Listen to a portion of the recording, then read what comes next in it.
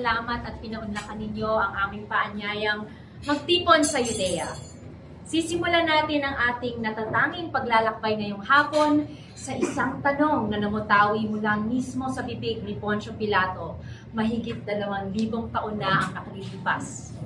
Ano nga ba ang katotohanan?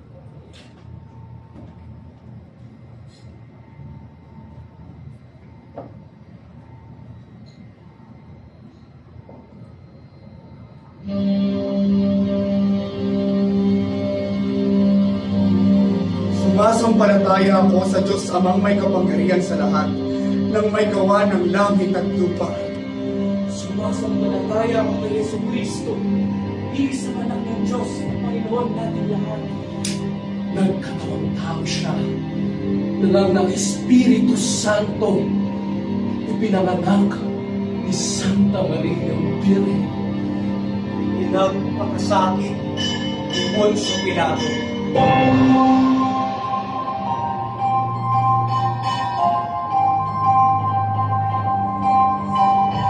Sino si Poncio Pilato?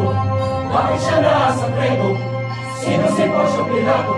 Huwag naman ni Kristo! Ang katotohanan sa likod ng isang pangalan, ang pinangalanan sa lahat sa pananampalataya at mayroong bigat. Ang gobernador na kilalang berdugo ang hugas kamay sa dakilang pagkapako.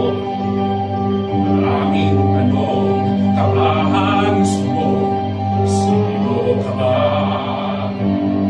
Poncio Pilato, ikaw nga ba ang hari ng mga Hudyo?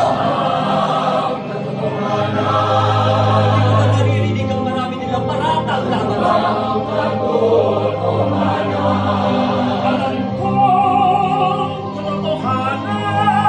Sa gobernador na hinilang, sa buwan walang mamaglagyan.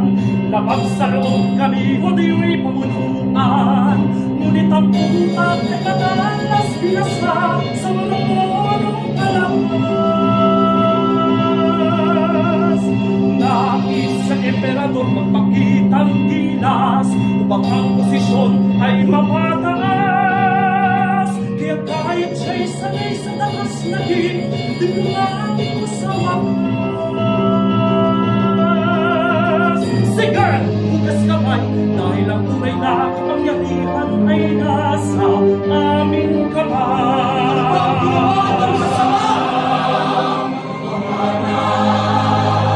Wala ka bang sasagot? Ang katotohanan.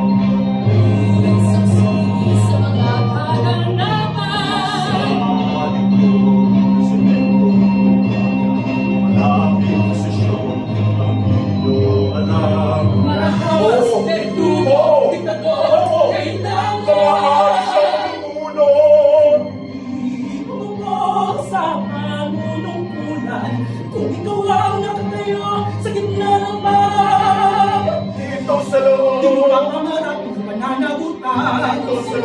Tatanggi ka sa kaguluhan, Mamamahala ng kalahatan. babahagkan ng kayamanan. Tatag ng Imperyong Roman, araw-araw sa isang dekadayan.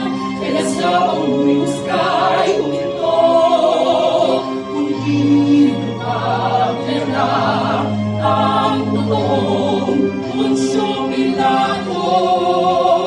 Si Poncio Pilato, dahil siya nasangre. Sino si Poncio Pilato? Bukod naman ni Kristo.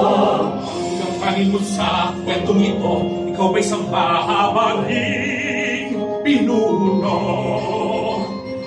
O diktador na marahas sa bato? Anong katotohanan sa puso? Alin na rito sa puso? Anong totoo?